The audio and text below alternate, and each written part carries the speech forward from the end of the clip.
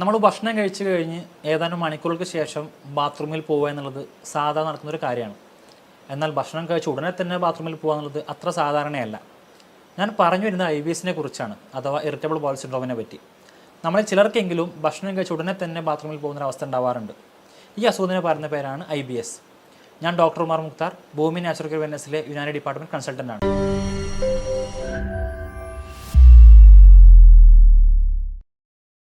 നമുക്ക് ഇന്ന് ഈ വീഡിയോയിൽ സംസാരിക്കാനുള്ളത് IBS പറ്റിയാണ്.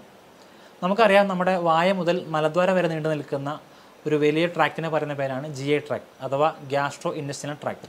ഇതിൻ്റെ അകത്ത് നമ്മൾ ഭക്ഷണം കഴിച്ചത് മുതൽ മലദ്വാരം വരെ നീണ്ടു നിൽക്കുന്ന ആ ഒരു പ്രോസസ്സിനെ, ആ ഒരു പുഷിങ്ങിനെ പറയുന്നൊരു പേരാണ് പെരിസ്റ്റാൾട്ടിക് മൂവ്മെൻറ്റ്. ഈ പെരിസ്റ്റാൾട്ടിക് മൂവ്മെൻറ്റ് വഴിയാണ് നമ്മൾ കഴിക്കുന്ന ഭക്ഷണം കൃത്യമായിട്ട് വയറിലെത്തുന്നതും വയറിൽ നിന്ന് ദഹിച്ച ഭക്ഷണങ്ങൾ കുടലിലേക്ക് എത്തുന്നതും കുടലിൽ നിന്ന് വേസ്റ്റായിട്ട് വരുന്ന മലത്തെ പുറത്തേക്ക് തള്ളുന്നതും. ഈ പെരിസ്റ്റാൾട്ടിക് മൂവ്മെൻറ്റിൽ വരുന്ന ചില കാരണം കൊണ്ടായിരിക്കും ഒരുപക്ഷെ IBS ഉണ്ടാകുന്നത്. ഈ പെരിസ്റ്റാൾട്ടിക് മൂവ്മെൻറ്റ് ഹെൽപ്പ് ചെയ്യുന്ന ഒരുതരം ഹോർമോണിനെ പറയുന്ന പേരാണ് സെറട്ടോണിൻ. സെറട്ടോണിൻ എന്ന് പറയുന്ന ഒരു ഹാപ്പി ഹോർമോൺ കൂടെയാണ്, നമ്മുടെ സന്തോഷത്തിന് കാരണമാവുന്ന തരം ഹോർമോൺ. ഈ ഹോർമോൺ 90% ഉണ്ടാക്കുന്നത് കുടലിലും 10% ഉണ്ടാക്കുന്നത് ബ്രെയിനിലുമാണെന്നാണ് പറയപ്പെടുന്നത്. ഈ സെറട്ടോണിൻ എന്ന് പറയുന്ന ഹോർമോൺ നമ്മുടെ ശരീരത്തിൽ കുറയുന്നതിൻ്റെ ഭാഗമായിട്ട് ഈ പറയുന്ന പെരിസ്റ്റാൾട്ടിക് മൂവ്മെൻറ്റ് കുറയും. ഇതിൻ്റെ ഭാഗമായിട്ട് ചില ആൾക്ക് കോൺസ്റ്റിപ്പേഷൻ വരാറുണ്ട്. IBS എന്ന് പറയുന്നത് 2 തരത്തിലാണ് കാണാറുള്ളത്. ചില ആളുകൾക്ക് അത് അമിതമായിട്ടുള്ള കോൺസ്റ്റിപ്പേഷൻ ആയിരിക്കാം, അല്ലെങ്കിൽ മലബന്ധം. ചില ആൾക്കാവട്ടെ കഴിച്ചുടനെ തന്നെ ബാത്റൂമിൽ പോകുന്ന ഒരു തരം ഡയറിയ അല്ലെങ്കിൽ ലൂസ് സ്റ്റൂൾ, വയറിളക്കം പോലെ കാണാറുണ്ട്. എന്തുകൊണ്ടാണ് ഇത് സംഭവിക്കുന്നതെന്നും ഏത് തരത്തിലാണ് ഇത് സംഭവിക്കുന്നതെന്നും നമ്മൾ മനസ്സിലാക്കേണ്ടതുണ്ട്. നേരത്തെ പറഞ്ഞു സെറട്ടോണിൻ എന്ന് പറയുന്ന ഹോർമോണിൻ്റെ പ്രധാനത്തെ പറ്റിയിട്ട്. സെറട്ടോണിൻ എന്ന് പറയുന്ന ഹോർമോൺ കുറഞ്ഞത് മൂലം ഉണ്ടാകുന്ന IBS ആണെങ്കിൽ അത്തരം ആളുകൾക്ക് ഉണ്ടാവുന്നത് ഒരുതരം കോൺസ്റ്റിപ്പേഷൻ ആയിരിക്കും, മലബന്ധമായിരിക്കും. എന്നാൽ സെറട്ടോണിൻ എന്ന് പറയുന്ന ഹോർമോണിൻ്റെ ഉൽപ്പാദനം കൂടുമ്പോഴാവട്ടെ പെരിസ്റ്റാൾട്ടിക് മൂവ്മെൻറ്റ് അതിൻ്റെ ഭാഗമായിട്ട് കൂടും. ഇങ്ങനെ വന്നു കഴിഞ്ഞാൽ കുറച്ച് നേരമെങ്കിലും റിട്ടൻഷൻ ചെയ്ത് വെക്കേണ്ട ഈ പാർഷ്യലി ഡൈജസ്റ്റ് ആയിട്ടുള്ള ഫുഡ് ആവട്ടെ അല്ലെങ്കിൽ സ്റ്റൂൾ ആവട്ടെ, ഇത് തീരെ റിട്ടൻഷൻ ചെയ്ത് നിർത്താതെ അല്ലെങ്കിൽ പിടിച്ചു വെക്കാതെ വളരെ വേഗം തന്നെ പുറത്തേക്ക് തള്ളുന്ന ഒരു പ്രവണത കണ്ടുവരാറുണ്ട്. ഇത്തരം അവസ്ഥകളിലാണ് നമുക്ക് പൊതുവെ IBS ഭാഗമായിട്ട് ഉണ്ടാകുന്ന ലൂസ് മോഷൻ കാണാറുള്ളത്. നമ്മുടെ ശരീരത്തിലെ ഏതൊരു മെക്കാനിസവും നമ്മുടെ തലച്ചോറുമായിട്ട് ബന്ധപ്പെട്ട് കിടക്കുന്നതാണ്. തലച്ചോറിൽ നിന്ന് വരുന്ന പ്രോപ്പർ സിഗ്നൽസ് വഴിയാണ് നമ്മുടെ ശരീരത്തിലെ ഓരോ മൂവ്മെൻറ്റ്സും പ്രവർത്തിക്കുന്നത്. ഇതേപോലെ തന്നെയാണ് പെരിസ്റ്റാൾട്ടിക് മൂവ്മെൻറ്റും. നമ്മുടെ ശരീരത്തിൽ ഉണ്ടാകുന്ന അല്ലെങ്കിൽ ഭക്ഷണം ദഹിച്ചു കഴിഞ്ഞാൽ ഉണ്ടാകുന്ന വേസ്റ്റ് പ്രൊഡക്ട്സിനെ പുറത്തേക്ക് തള്ളിവിടാൻ നമ്മുടെ തലച്ചോറിൽ നിന്നൊരു സിഗ്നൽ വരേണ്ടതുണ്ട്.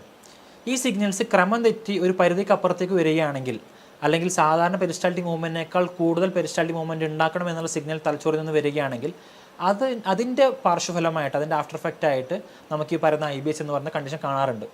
അപ്പോൾ അങ്ങനെ സിഗ്നൽ കൂടുന്നത് വഴി ധാരാളമായിട്ട് പെരിസ്റ്റാൾട്ടിക് മൂവ്മെൻറ്റ് ഉണ്ടാവുകയും അതിൻ്റെ ഒരു ആഫ്റ്റർ എഫക്റ്റ് ആയിട്ട് ഭക്ഷണം കഴിച്ച ഉടനെ തന്നെ നമുക്ക് ബാത്റൂമിൽ പോകാൻ മുട്ടുന്ന ഒരു രീതിയിലുള്ള ഒരു ടെൻഡൻസി കാണാറുണ്ട്. ചില ആളുകളിൽ IBS കാണാനുള്ള മറ്റൊരു കാരണമായിട്ട് പറയുന്നത് ബാക്ടീരിയൽ ഇൻഫെക്ഷൻസ് കൊണ്ടായിരിക്കാം. അക്യൂട്ട് ഗ്യാസ്ട്രിക് ആൻഡ്രൈറ്റിസ് എന്ന് പറയുന്ന നമ്മുടെ കുടലിനെ ബാധിക്കുന്ന ചില ഇൻഫെക്ഷൻസ്, ഇത് മൂലം ചില ആളുകൾക്ക് IBS കാണാറുണ്ട്. ഇതൊരു പക്ഷേ ഷോർട്ട് ടൈമഡ് ആയിരിക്കും, അതായത് കുറച്ച് കാലത്തേക്ക് മാത്രം കണ്ടുവരുന്ന തരം അവസ്ഥയായിരിക്കും. ചില ആളുകൾക്കാവട്ടെ നമ്മുടെ കുടലിനകത്തുള്ള ഗട്ട് ബാക്ടീരിയകളിൽ വരുന്ന ക്രമരാഹിത്യം, അതായത് ചീത്ത ബാക്ടീരിയകളുടെ എണ്ണം കൂടുന്നത് വഴിയോ നല്ല ബാക്ടീരിയകളുടെ എണ്ണം കുറയുന്നത് വഴിയോ ഉണ്ടാകുന്ന ചില ബുദ്ധിമുട്ടുകൾ കാരണം IBS കാണാറുണ്ട്. പ്രധാനമായിട്ടും IBS കാരണമായിട്ട് പറയുന്നത് ഒന്ന് ന്യൂറോളജിക്കൽ ഇഷ്യൂസ് ആണ്. അതായത് നേരത്തെ പറഞ്ഞ പോലെ നമ്മുടെ തലച്ചോറിന് കൊണ്ടുവരുന്ന സിഗ്നൽസ് അല്ലെങ്കിൽ തലച്ചോറ് നൽകുന്ന സിഗ്നൽസിൽ വരുന്ന ക്രമരാഹിത്യങ്ങൾ, അതല്ലെങ്കിൽ നേരത്തെ പറഞ്ഞ പോലെയുള്ള ബാക്ടീരിയൽ ഇൻഫെക്ഷൻസ്, അക്യൂട്ട് ഗ്യാസ്ട്രിക് ആൻഡ്രൈറ്റിസ് പോലത്തെ കണ്ടീഷനുകൾ, അതല്ലെങ്കിൽ ഈ പറയുന്ന സെറട്ടോണിൻ എന്ന് പറയുന്ന ഹോർമോൺ വരുന്ന ഇംബാലൻസിങ്. ഇതല്ലാതെ മറ്റു ചില ആളുകളിൽ അവർക്കുണ്ടാകുന്ന മാനസിക സംഘർഷങ്ങൾ മൂലം, സ്ട്രെസ്സ് മൂലം ഈ IBS കണ്ടുവരാറുണ്ട്. അത് ചില ആളുകളിൽ കോൺസ്റ്റിപ്പേഷൻ ആയിരിക്കും, അതായത് അവർക്ക് മൂഡ് സ്വിങ്സ് ഉണ്ടാകുന്ന സമയത്ത്, ചില ടെൻഷനോ ഡിപ്രഷനോ ഉള്ള സമയത്ത് അവർക്ക് കോൺസ്റ്റിപ്പേഷൻ, അതായത് മലബന്ധം ഉണ്ടാവാറുണ്ട്. എന്നാൽ ചില ആളുകൾക്ക് ഈ പറയുന്ന സെയിം കണ്ടീഷനിൽ അവർക്ക് ആങ്സൈറ്റി, ഡിപ്രഷൻ പോലത്തെ അവസ്ഥകളിൽ തുടരെ ബാത്റൂമിൽ പോകുന്ന ഒരു പ്രവണതയും കണ്ടുവരാറുണ്ട്. ഇതും IBS ചേർത്ത് വായിക്കേണ്ടതാണ്. എന്തൊക്കെയാണ് പ്രധാനമായിട്ടും IBS അല്ലെങ്കിൽ ഇറിറ്റബിൾ ബowel സിൻഡ്രോം ഉള്ള ആളുകൾക്ക് കണ്ടുവരുന്ന ലക്ഷണങ്ങൾ? ആദ്യം നമ്മൾ പറഞ്ഞ പോലെ തന്നെ ഒന്നിൽ കോൺസ്റ്റിപ്പേഷൻ ആയിരിക്കാം, തുടർച്ചയായിട്ടുള്ള മലബന്ധം, എത്ര ഭക്ഷണം കഴിച്ചാലും അല്ലെങ്കിൽ നമ്മൾ എന്ത് തന്നെ ചെയ്തു കഴിഞ്ഞാലും ബാത്റൂമിൽ പോകാത്തൊരവസ്ഥ. എന്നാൽ കൂടുതലായിട്ടും കണ്ടുവരുന്നത് സിവിയറായിട്ടുള്ള ലൂസ് സ്റ്റൂൾസ് ആണ്. ഭക്ഷണം കഴിച്ച ഉടനെ തന്നെ അവർക്ക് ബാത്റൂമിൽ പോകുന്നൊരു പ്രവണത. അത് ചില ആളുകൾക്ക് ലൂസായിട്ടായിരിക്കും പോകുന്നുണ്ടാവുക, എന്നാൽ ചില ആളുകൾക്കാവട്ടെ നോർമലായിട്ടായിരിക്കും പോകുന്നുണ്ടാവുക. പക്ഷേ ഇതിന് ടൈമിംഗ് എന്ന് പറയുന്നത് കൂടുതലായിരിക്കും. സാധാരണ ഒരു മനുഷ്യൻ ഒരു നേരമാണ് പോകുന്നതെങ്കിൽ IBS ആളുകൾ ഭക്ഷണം കഴിച്ച ഉടനെ തന്നെ പോകുന്നൊരവസ്ഥ ഉണ്ടാവാറുണ്ട്. ചിലപ്പോൾ അത് 5 തവണയായിരിക്കും, ചിലപ്പോൾ 10 തവണയായിരിക്കും. ഇതിൻ്റെ തീവ്രത അനുസരിച്ച് അതിൽ ഏറ്റക്കുറച്ചിൽ കാണാം. മറ്റൊരു ലക്ഷണമായിട്ട് പറയുന്നത് ഒരു ഗ്യാസ് ഫീലിംഗ് ആണ്. അതായത് നമ്മുടെ വയറിൻ്റെ അകത്തൊരു ബ്ലോട്ടിങ്, വയറിൻ്റെ അകത്ത് എന്തോ വന്ന് നിറഞ്ഞു പോലത്തെ ഒരു അവസ്ഥ ഉണ്ടാവാറുണ്ട്. എന്നാൽ ചില ആളുകൾക്കാവട്ടെ ബാത്റൂമിൽ എത്ര തന്നെ പോയി കഴിഞ്ഞാലും ഒരു സാറ്റിസ്ഫാക്ഷൻ കിട്ടാറില്ല, അവർക്കൊരു സംതൃപ്തിയോട് കൂടി ബാത്റൂമിൽ നിന്ന് പുറത്തു വരാൻ കഴിയാറില്ല, ഒരു ഇൻകംപ്ലീറ്റ്നെസ് അല്ലെങ്കിൽ കുറച്ചുകൂടെ ബാക്കിയുണ്ടെന്ന രീതിയിലുള്ള ഒരു തോന്നൽ അവർക്ക് ഉണ്ടാവാറുണ്ട്. IBS ഉള്ള ആളുകളിൽ കുറച്ച് പേർക്കെങ്കിലും സ്റ്റൂളിൻ്റെ കൂടെ അല്ലെങ്കിൽ മലത്തിൻ്റെ കൂടെ മ്യൂക്കസ് പോകുന്നതായിട്ട് കാണാൻ കഴിയും, കഫ നിറത്തിലുള്ള ഒരു കൊഴുത്ത ദ്രാവകം പോകുന്നതായിട്ട് കാണാൻ കഴിയും. ഇത് സിവിയർ ആയിട്ടാണെങ്കിൽ, കുറച്ച് കാലമായിട്ട് IBS അനുഭവിക്കുന്ന വ്യക്തികളാണെങ്കിൽ അവർക്ക് റെക്ടൽ ബ്ലീഡിങ് അഥവാ മലാശയത്തിൻ്റെ അവിടെ നിന്ന് രക്തം പോകുന്നൊരവസ്ഥ, അത് പിന്നെ കാലക്രമേണ ബ്ലാക്കിഷ് കളർ സ്റ്റൂളിലേക്ക്, അതായത് നമ്മുടെ മലത്തിൻ്റെ നിറം മഞ്ഞ നിറത്തിൽ നിന്ന് മാറി രക്തം കലർന്നിട്ടുള്ള മലീന പോലത്തെ അല്ലെങ്കിൽ ബ്ലാക്കിഷ് കളറായിട്ടുള്ള സ്റ്റൂളുകൾ പോകുന്നതിന് കാണാൻ കഴിയും. ഇത് കുറച്ചുകൂടി കോംപ്ലിക്കേറ്റഡ് സ്റ്റേജാണ്. സാധാരണ IBS നമ്മൾ ട്രീറ്റ് ചെയ്യാതെ വെക്കുകയാണെങ്കിൽ, റെക്ടൽ ബ്ലീഡിങ്ങിൻ്റെ സ്റ്റാർട്ടിങ് നമ്മൾ അവഗണിക്കുകയാണെങ്കിൽ ഇത് കാലക്രമേണ ബ്ലഡിൻ്റെ അമൗണ്ട് കൂടി അത് ബ്ലാക്കിഷ് കളർ സ്റ്റൂളിലേക്കും റെഡ് കളർ സ്റ്റൂളിലേക്കും അത് മെല്ലെ വഴിവെച്ചേക്കാം. ഇങ്ങനെ സ്ഥിരമായിട്ട് നമ്മൾ റെക്ടൽ ബ്ലീഡിംഗ് ഉള്ള ഒരാളാണെങ്കിൽ അത് മെല്ലെ അനീമിയ അത് വിളർച്ചയിലേക്ക് പോകാനും അതുവഴി മറ്റ് കോംപ്ലിക്കേഷൻസ് ഉണ്ടാവാനും സാധ്യതയുണ്ട്. നേരത്തെ പറഞ്ഞ പോലെ ചില ആളുകൾക്ക് IBS ഉണ്ടാവാനുള്ള ഒരു കാരണമായിട്ട് പറയുന്നത് സ്ട്രെസ്സാണ്. അപ്പോൾ ഇത്തരം ആളുകൾ ശ്രദ്ധിക്കേണ്ട ഒരു പ്രധാനപ്പെട്ട കാര്യം എന്ന് പറയുന്നത് അവർ സ്ട്രെസ് ഒഴിവാക്കുക എന്നുള്ളതാണ്. ആങ്സൈറ്റി, ഡിപ്രഷൻ പോലത്തെ മനസ്സിന് ബുദ്ധിമുട്ട് നൽകുന്ന കാരണം ഒഴിവാക്കി കഴിഞ്ഞാൽ അവർക്കൊരു പക്ഷേ അവർക്ക് അതുമായിട്ട് ബന്ധപ്പെട്ടുണ്ടാകുന്ന IBSനെ മാറ്റി നിർത്താൻ പറ്റും.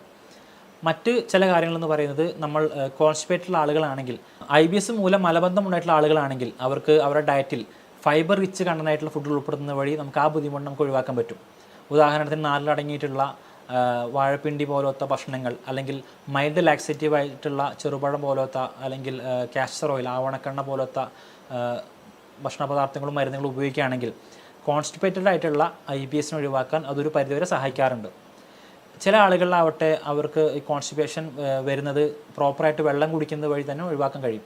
ഇതിൽ തന്നെ ശ്രദ്ധിക്കുന്ന മറ്റൊരു കാര്യം എന്ന് പറയുന്നത്, ചില ആളുകൾ നേരത്തെ പറഞ്ഞ പോലെ കോൺസ്റ്റിപ്പേഷനൊപ്പം തന്നെ മാറിയിട്ട് നമുക്ക് ലൂസ് സ്റ്റൂളും കാണാൻ കഴിയും. ഇത്തരം ആളുകൾ ഡയറ്റിൽ വളരെയധികം ശ്രദ്ധ പുലർത്തേണ്ടതുണ്ട്. അവർ അമിതമായിട്ടുള്ള സ്പൈസസോ അല്ലെങ്കിൽ പെരിസ്റ്റാൾട്ടിക് മൂവ്മെൻറ്റ് കൂട്ടുന്ന, മോഷൻ മൂവ്മെൻറ്റ് കൂട്ടുന്ന ലാക്സേറ്റീവ്സോ പർഗേറ്റീവ്സോ നിർബന്ധമായിട്ടും ഒഴിവാക്കേണ്ടതുണ്ട്. പ്രത്യേകിച്ച് അവർ അമിതമായിട്ട് എരികളുള്ള അല്ലെങ്കിൽ നോൺ വെജ് ആയിട്ടുള്ള ഭക്ഷണങ്ങൾ പരമാവധി ഒഴിവാക്കുക, കൃത്യമായിട്ട് ഡയറ്റ് ഫോളോ ചെയ്യുക. അതുപോലെ ഇതിനെ ഇറിറ്റേഷൻ ചെയ്യുന്ന കഫീൻ പോലത്തെ കഫീൻ കണ്ടൻ്റായിട്ടുള്ള സോഫ്റ്റ് ഡ്രിങ്ക്സ് ഒഴിവാക്കുക. ചില ആളുകളിലാവട്ടെ ഗ്ലൂട്ടൻ അലർജി ആയിരിക്കും. അപ്പോൾ നമ്മൾ കഴിക്കുന്ന ചപ്പാത്തി, ആട്ട പോലത്തെ വീറ്റ് പ്രൊഡക്ട്സിൽ ഗ്ലൂട്ടൻ എന്ന് പറയുന്ന പ്രോട്ടീൻ ഉണ്ട്. അപ്പോൾ ആ പ്രോട്ടീൻ ചില ആളുകൾക്ക് ഈ പറയുന്ന ഇറിറ്റേഷൻ ഉണ്ടാക്കാനും IBS കൂട്ടാനും കാരണമാവാറുണ്ട്. അപ്പോൾ അത്തരം ആളുകൾ അത് തിരിച്ചറിഞ്ഞുകൊണ്ട് ആട്ട പോലത്തെ, മൈദ പോലത്തെ ബേക്കറി ഐറ്റംസ് ഒഴിവാക്കുകയും, അതുപോലെ ചില ആളുകളാവട്ടെ ഇത് ലാക്ടോജൻ ഇൻടോളറൻസ് കൊണ്ട് കാണാറുണ്ട്. ലാക്ടോജൻ ഇൻടോളറൻസ് എന്ന് പറഞ്ഞു കഴിഞ്ഞാൽ പാലടങ്ങിയിട്ടുള്ള തരം ഷുഗറാണ് ലാക്ടോജൻ. ചില ആളുകൾക്ക് പാല് കഴിച്ച് കഴിഞ്ഞാൽ ഈ ബുദ്ധിമുട്ടുകൾ കാണാറുണ്ട്. അപ്പോൾ ആ പാലിൽ അടങ്ങിയിട്ടുള്ള ലാക്ടോജൻ എന്ന് പറയുന്ന ഷുഗറിനെ ഒഴിവാക്കേണ്ടതുണ്ട്. അതായത് പാല് കുടിക്കുന്നതും പാലുൽപ്പന്നങ്ങൾ ഉപയോഗിക്കുന്നതും ഒഴിവാക്കേണ്ടതുണ്ട്. അപ്പോൾ ഇത്തരം പ്രോപ്പർ ഡയറ്റ് എടുക്കുന്നത് വഴി, കൃത്യമായിട്ട് വെള്ളം കുടിക്കുന്നത് വഴി, ഡയറ്റ് ചാർട്ട് ഫോളോ ചെയ്യുന്നത് വഴി, സ്ട്രെസ് ഒഴിവാക്കുന്നത് വഴി നമുക്ക് ഈ പറയുന്ന IBSനെ ഇതിൻ്റെ കൂടെ തന്നെ പ്രോപ്പറായിട്ടുള്ള മെഡിസിൻസ് എടുക്കുന്ന വഴി പരിപൂർണ്ണമായിട്ട് മാറ്റിയെടുക്കാൻ പറ്റുന്നൊരു അസുഖമാണ് IBS. ഇതുമായിട്ട് നിങ്ങൾക്ക് എന്തെങ്കിലും ഡൗട്ടുകൾ ഉണ്ടെങ്കിൽ താഴെ കാണുന്ന നമ്പറിൽ ചോദിക്കാം, കമൻറ്റ് ബോക്സിൽ അറിയിക്കാം. മറ്റൊരു വീഡിയോ നമുക്ക് വീണ്ടും കാണാം. Thank you.